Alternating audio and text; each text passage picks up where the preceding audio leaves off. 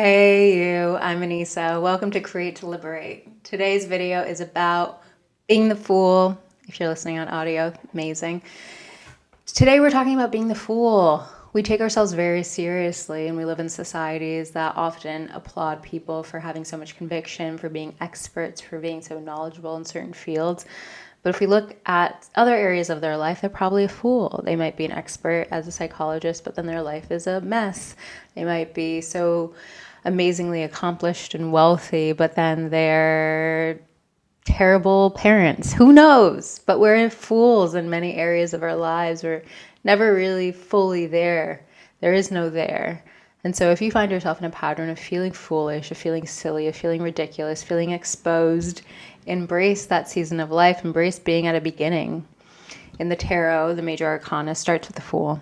It starts at 0. It starts at being innocent and optimist and messy and clumsy, but being able with that foolishness to move forward with momentum. So I'll get into how this became relevant to me this week. As always, I share wisdom from my own lived experiences. I believe we're all each other's mirrors. We provide a mirror to each other to be able to see ourselves more clearly and ideally empower each other. So if anything I say resonates with you, amazing. If it doesn't, take what you need, leave the rest. If you're listening on audio, give a little review. If you're watching on YouTube, hit that like button and subscribe to stay in the mix. So I hope if you're tuning into this, you resonate with the word, the fool. The fool is silly, but they don't take themselves seriously. I think that's the more important piece. Sometimes we're being so hard on ourselves when we're back at a beginning in some area of our life. But we find that life continues to be cycles. There is no line of endpoint in most cases. It tends to be some level of mastery that you gain in something, and then you realize I need to move on. We need to continue to grow. Our highest state is to be in this momentum of growth and expansion constantly, and that means shedding and being uncertain around our path forward at times. It means being really optimistic because we don't know, we're naive to the problems and challenges that exist ahead for us.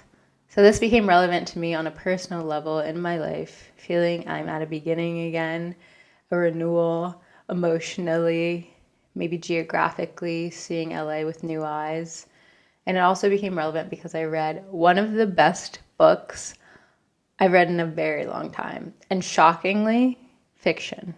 I'm not a big fiction person. I'm very into like nonfiction, self-help, unsurprisingly, spiritual books of wisdom. But this does fall in the spiritual books of wisdom category. Please look up Siddhartha by Hermann Hesse. Oh, so rich, so powerful. And I don't want to completely spoil the book in this episode, but I do want to share a little bit about his journey of being a Brahmin, being really privileged. It's a story about this privileged Brahmin who goes upon the quest to spiritual enlightenment. And many folks are applauded in these spaces for being spiritually enlightened. Maybe it's the Ram Dass, maybe it's the Buddha, maybe it's somebody else that you love and admire. These are all people who we look to as being so wise, and yet they're fools as well.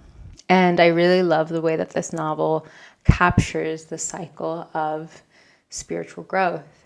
So Siddhartha is a character who goes upon this journey of reaching enlightenment through meditation, through creating spaciousness within their mind, through being able to see things objectively, being able to be in this elevated state until they're challenged emotionally. And at the end of the book, this is a bit of a spoil, but they end up just like everyone else in many ways. They end up on their knees. They regarded people foolish. They called them the childlike ones, the childish ones. All these childlike people running around in this lower level of consciousness. And that's very common here in LA. Because there is such a spiritual community, there's ability to see people and perceive people. And maybe I did this as well, as like, oh, there's materialistic people, they're just chasing money. Or these people who are just chasing fame, very common in Los Angeles, California, where the acting and film industry used to be so thriving. These people are chasing such egoic things. I'm chasing enlightenment, spiritual fulfillment. I'm chasing something greater in this life. And like everything, we all have a point at which we have a shift in us. Something opens our heart and moves us into a different state of operating. And we're the fools. We're the childish ones. We're the ones chasing things that don't feed us back. We all have a tipping point. And I think that this story did a really good job of highlighting that no matter what path you take in life, you're going to end up maybe cycling back to the same place. And it's okay if your path was chasing, I thought I wanted this career and I followed these things and I realized it was all for nothing. Or your path was, I knew that this was the relationship of my life and we were going to be together forever, and it deteriorated. And now I'm the fool again. Or I'm at the beginning of this venture. It seems really exciting. I'm just in the unknown. Like, where is this going to lead me? These are all the same cycles and questions and journeys that all the humans have been on. The path of enlightenment or spiritual fulfillment is no different. It's a there that's never fully there. I mean, the there's always been there, right? In the stories, usually the protagonist who goes on these hero journeys comes back after their journey to home inside themselves. They never really had to go on the journey in the first place. The journey is for the experience. We're here to experience things. We're experiencers. Why do we think we have to be knowledgeable on so many things? We're just here to experience. We're here to be foolish. We're here to play. We're here to expand and go on so many journeys into places that seem sane and make sense, or be with people that make sense, and to be fooled again. Or maybe it works out in a really long-term way and you die with that person, but you're still a fool in other ways. We all have fool in us, and it's time to embrace that season of life and know that that's just the reality of being a human, that we chose to just be embodied, to have challenges and to feel helpless, and no level of wisdom and spiritual enlightenment and reading books is going to put you in a place of superiority. There might be somebody that comes into your life and opens your heart and makes you go crazy in a way that you never thought you would. There might be some challenging course that sets you on a completely different career trajectory. There might be something educationally that just deters you personally. Life keeps lifing, life keeps happening, and we find ourselves back to being the fool. And I think oftentimes we forget that we're here to experience all of the waves, not to be in a high horse, as Siddhartha was in this book, but to be with the people, knowing that we are all divine. We are all emanations of source. There's nobody who's superior. There's no thing that is superior. You chase the materialistic world and you feel the spiritual aridity of that. You chase the spiritual world, you feel disconnected from the material world and like a stranger in an unknown place, not of this earth, just meant to be with like the star seeds in your next incarnation. You hope to be with your aliens and reunited with soul family. There's no place at which we feel complete belonging. We're all slightly disconnected and yet all deeply connected. We're all interconnected. And why do we forget that continually? Why do we feel like there's going to be an arrival state of complete harmony, complete bliss? Those who experience those states of oneness, consciousness, unity consciousness.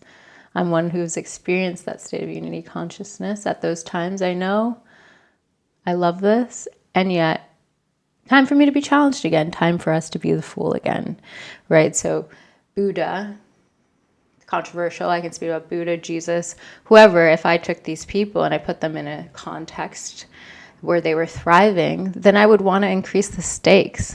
It's like, let me see you exposed with this level of challenge. Let me see you exposed with this level of challenge. Buddha abandoned his family. I don't think he was ready to handle the responsibilities of that challenge. There's many challenges in life. There's many dimensions of life. There's many layers of ways that we can make our lives more difficult. And if we feel deeply enlightened, then it's time for some humility and time to increase the stakes. There's more people who are in suffering So why can't we give our overflow of love and feeling goodness to them? Why can't we just be the infectious positive force onto others more so? Why do we feel like when we're in a good state, sometimes where it's like, ugh, put up the walls, block ourselves from, losing this feeling. But this feeling is always meant to be fleeting. All our feelings are meant to be fleetings. The only thing that's here is impermanence. And I think, or I feel with Siddhartha, it's just captures this tale of why we're here. We're here to be experiencing. We're here to feel the pain, the darkness, to feel the suffering of being a human being, as much as we're here to feel the light and the goodness, to feel the innocence again of the fool. And in reading this book, it really, it hit a chord with me because 2 years ago now, almost, I moved to Los Angeles. And at the time I moved here, I was an actor. I had the title of actress. And this was a fairly new title for me. I'd historically been a marketer at one point and had career success. And so being the actor was a bit of a shift into my artistry. But in moving here, it became really clear to me that Los Angeles is not where I wanted to be in regards to acting. It really showed me the underbelly of Hollywood and the industry, and that I didn't want to be a part of this industry, that I didn't want to be a part of industries for the most part, that I wanted to have way more autonomy, that I wanted to be creative and feel liberated, to truly not have to report to anybody on behalf of anything. And it really took me on this great trajectory of being where I am now.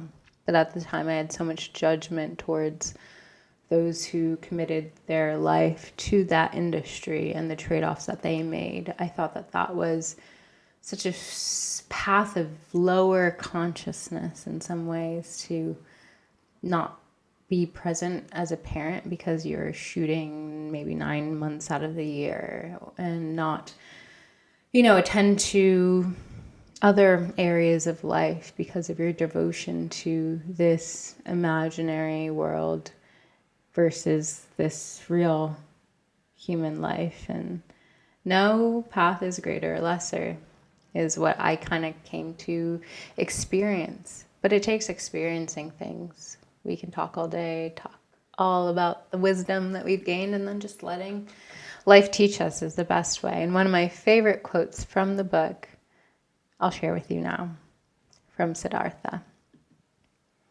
Wisdom cannot be imparted. Wisdom that a wise man attempts to impart always sounds like foolishness to someone else. Knowledge can be communicated, but not wisdom. One can find it, live it, do wonders through it, but one cannot communicate and teach it.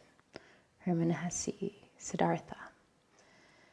I think the power of this quote is in our constant attempt to not be the fool, not be perceived as foolish for sharing things that we've lived to be true. We still have to allow everyone to go on their own experience of being the fool. And we have to be the foolish ones ourselves in sharing wisdom. It's not about suppressing our expression of truths that we've discovered. It's just about being non-attached to them being understood. What's interesting about this podcast, Create to Liberate, or all the content that I've shared, a lot of the folks who are really interested in topics of wisdom, mindfulness, shadow work, have done it.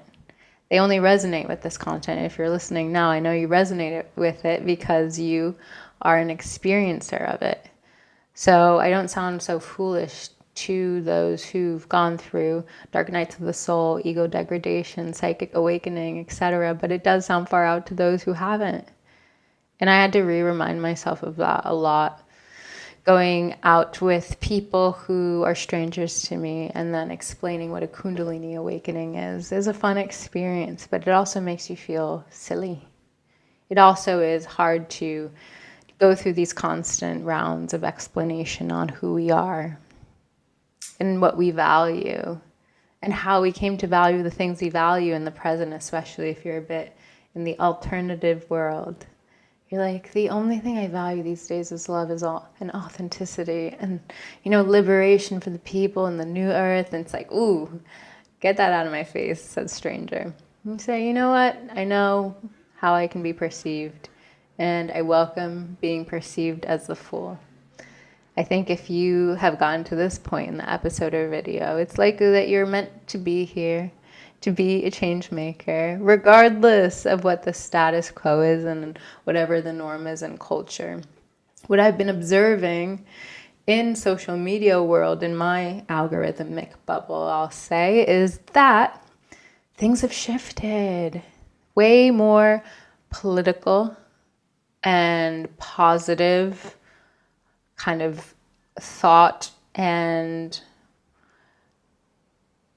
unconventional rising on my feed. I don't know about you, but it's getting a little more commercial, less commercial on my side. I also will say that my habits and who I follow has shifted because TikTok has really shifted and been a lesser priority in my life. I go on there maybe like for 2 minutes per week, I swear. And then my feed tends to be family and friends on Instagram. So my social media bubble is skewed, very liberal, very left, etc. But I will still say people have a little bit more of an appetite for anarchy, and they want to see more of a revolution of resistance and care for the earth and care for nature. Reporting back on my hiking trip that I took, camping trip that I took to the Sequoia National Forest, it was so humbling and so good. And Mother Nature is what many of us are trying to be more connected to in reality. It's so interesting that we forget this, that we forget that a lot of the richness and energy comes from the earth, comes from us in connection to the earth. And we want the earth to be thriving, to be vibrant, because we are her. We are also returning to her, right? When you pass away, maybe you're cremated, maybe you're buried, but theoretically, you'd return to the earth. You'd return to decompose with the earth, and you'd be soil, and then that soil might be farmed theoretically, and then just like mulch, you would be somebody's vegetable garden, and eventually somebody would eat you, theoretically. And on a soul level, my understanding is that we energetically are still here when we're not here. That our bodies disappear, but we still have presence in the energy that is always here, that cannot be destroyed. So it's grounding, comforting to think about that, to think about your place in the cosmos and know that you're just trying your best in this lifetime. And in these times where you're unsure of your path forward, that's perfectly fine. It'll continue to reveal itself. There will be another day, and you'll allow yourself to feel in the place to allow that, to just surrender, to see what the newness is bringing for you. So I'll finish off with being the fool. The fact of the fool that is most challenging is it can create anxiety for us. It can create a lot of new waves of uncertainty. And when you're the fool so many times in your life, it comes to a point where you just have to be like, you know what, I'm just going to allow this to play out. I'm a student again. I'm in first grade again in this new area of my life. I was an expert before, now I'm a fool in love. I was an expert before, now I'm a fool in professional life. I was an expert, and now I'm at a new level of being a fool. And from this level of being a fool, I will figure things out because I am resilient. You start to trust in beyond yourself. You start to trust in faith. Faith for your ability to not be the fool eventually, to be competent and figure things out, to ask for help, to do some investigation, to empower yourself. It's an empowered state. And so rather than fall into victimization, I thought I was making momentum. What happened? Laugh. Laugh. Life is a joke, and sometimes we have to start again. Life is a truly playing games with us, and how can we not lose our complete sense of joy and optimism and happiness along that way? How can we relish in it a little bit more and thank the universe for the moment of humility to be uncertain again? I'm uncertain. Again, I'm actually getting ready to head to Portugal, and I think that'll be an impactful trip. I'll be there for about 2 weeks, and we'll be sharing videos that I previously recorded before heading off. Another adventure, a fool again. I hope that you welcome this chapter of more innocence, of more childlike joy. Return to the things that make you feel like a child again. If you feel too hardened by the world, I hope that you allow yourself some grace to make room for error in the ways that you might be holding yourself to a high standard of knowing everything. Just allow yourself to not know. And I'm sending you so much love in the days ahead. If you enjoyed this video, hit the like button. If you're listening on audio, send a little review or something. And I appreciate you being here.